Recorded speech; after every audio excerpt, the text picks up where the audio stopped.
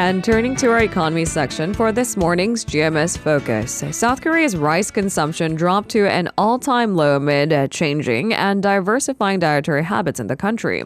In fact, compared to 30 years ago, rice consumption has been roughly cut in half. A bowl of white rice, accompanying various side dishes and hot soup, is no longer the only typical meal in Korea. Now, the sharp drop in demand has led to huge oversupply of rice, prompting the government to weigh in. So let's talk more about the rice problem with economics professor Yang Jun-seok at the Catholic University of Korea, who joins us on the line. Good morning, Professor Yang. Good morning. Are you a big rice consumer?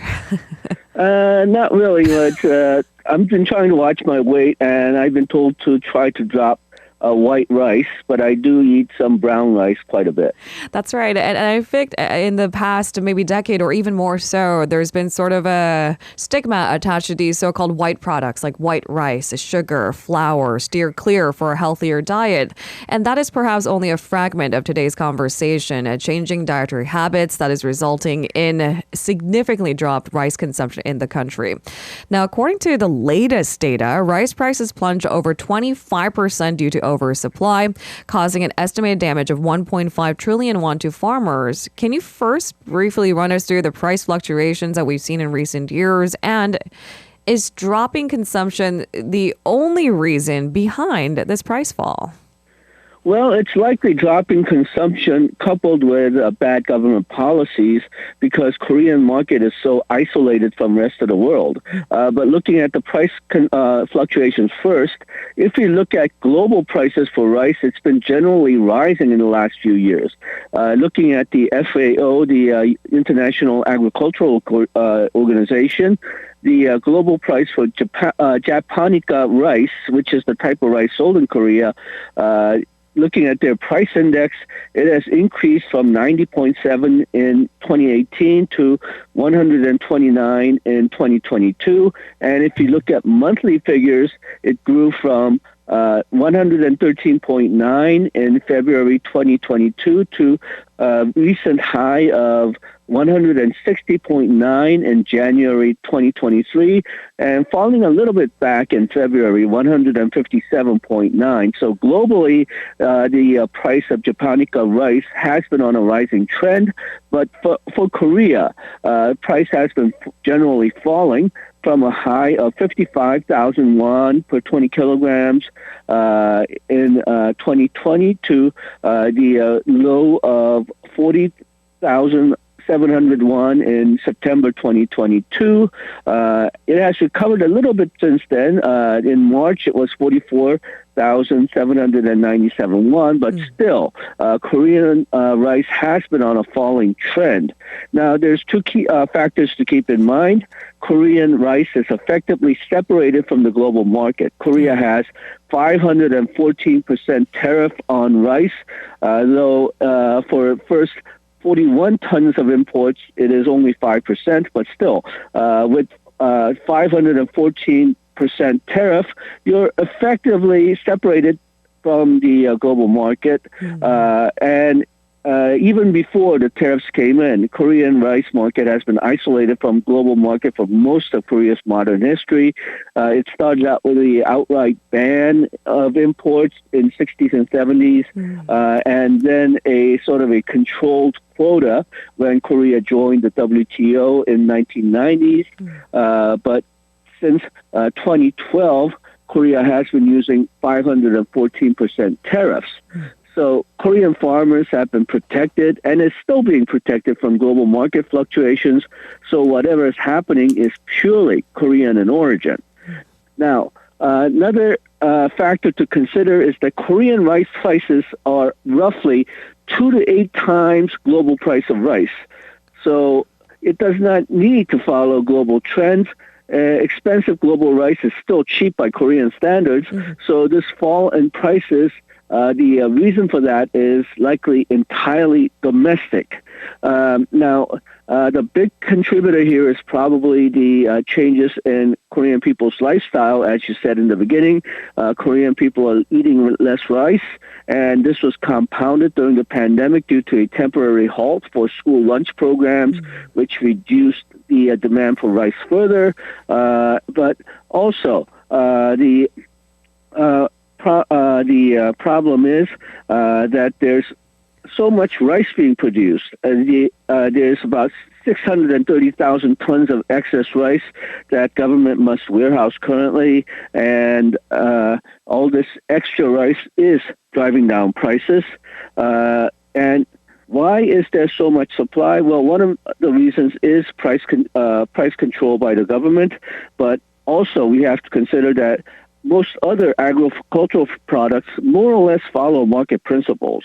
But rice market was so completely protected from any type of competition from outside that from a farmer's point of view, if you plant any other agricultural goods, you're open to price risk. Prices can fluctuate very high or very low. But for rice, the prices are determined by political expediency rather than market forces. So in order to reduce risk, you're just going to produce more rice, even though it's not something really Korea needs that much anymore. Right. And now this finally begs a question, then how do we effectively stabilize prices? So the big question at hand, the main opposition Democratic Party has almost unilaterally passed a bill mandating the government to purchase surplus rice from farmers. The bill requires government purchase of rice if production exceeds the estimate of demand by 3 to 5%, or if prices fall by more than 5% on year. I think I can guess the answer to your question, but do you think this will be an effective way in stabilizing prices in the short term? And then what about the long term? Well, in the short run, it will be effective in controlling prices and maybe even in the long term, but it'll likely come at really great big cost to government and taxpayers, since it'll cost money not only to buy rice at inflated prices, but also store this excess rice.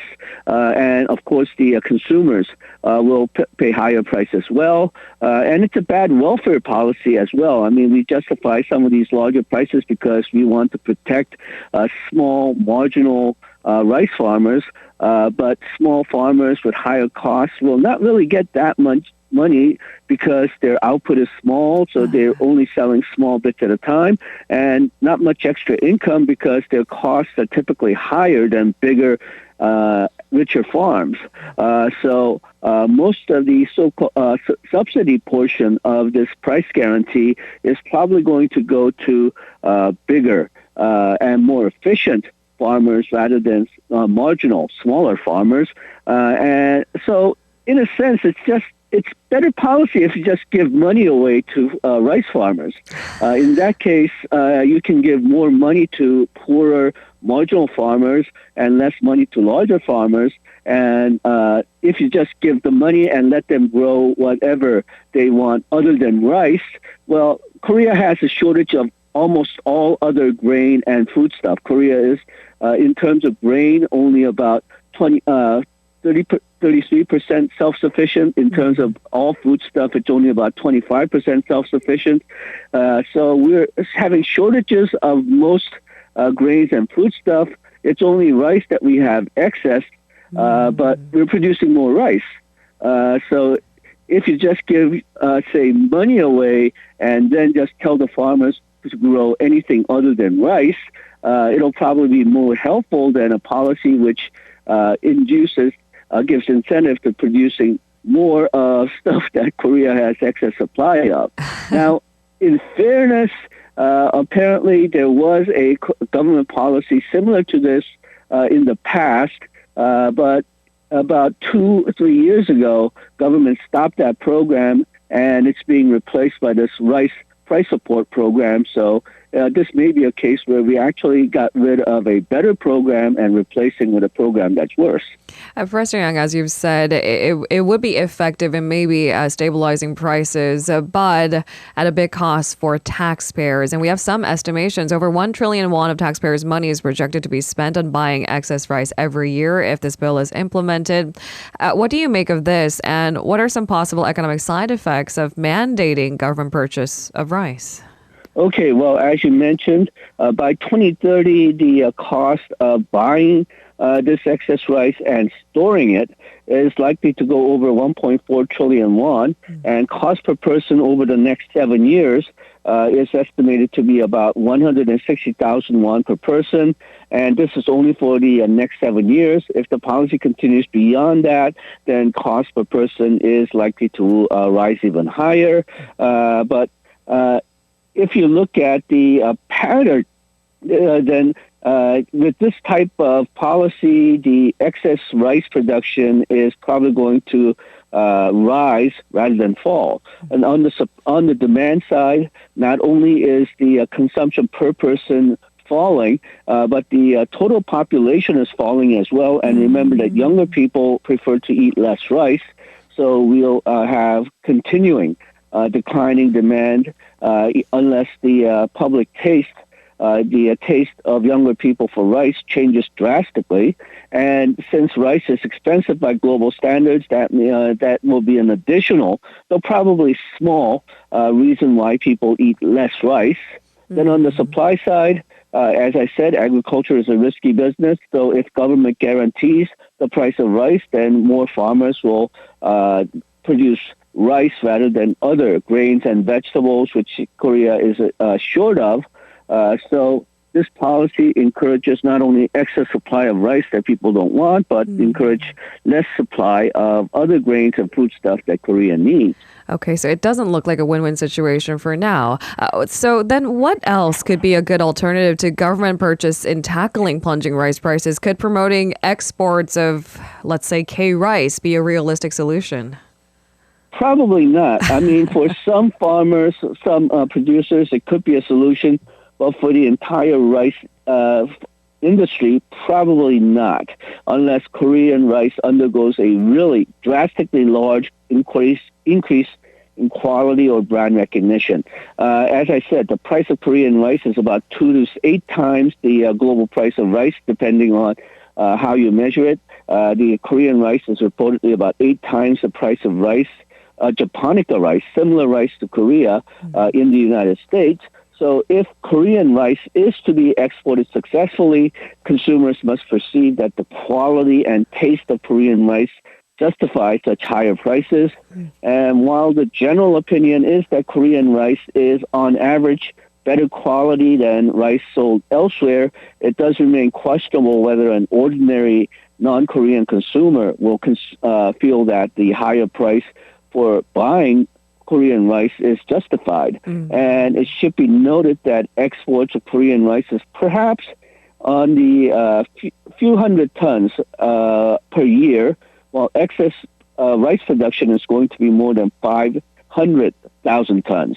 And also because Korea charges 514% tariffs, it's not clear whether other countries will not have retaliatory tariffs on Korean rice, even though such retaliatory tariffs are frowned by the WTO. And then most of the world actually consumes non-sticky rice. It's only the East Asian region that eats a lot of this sticky rice that Koreans and Chinese love. So even if we do manage to export to the East Asian population, if we really want to increase the exports, then we somehow have to convince these people who eat non-sticky rice to eat sticky rice. So while the increasing exports may be a solution for a certain few very efficient, very specialized producers, I don't see it as a solution for the entire excess rice production. Okay, even if we were really clever with branding, let's say, Icheon rice and exporting, you're saying that maybe the demand for it, even outside of Korea, may be limited due to the nature of sticky rice as opposed to flaky one, and also the tariffs that remain in place. I do appreciate Icheon rice, but you're right. There's also a global trend to steer clear of sticky rice too for health reasons, as you cited at the beginning of the conversation. But thank you very much, Dr. Yang, for going through the details of this story. We highly appreciate it, and we'll speak to you again next week. Thank you. If you're listening to our program using the podcast service, just a reminder that we do go live Monday through Friday, 7 a.m. Korea Standard Time. So tune in and help us make the show more informative by giving us your input. See you bright and early on Good Morning Seoul.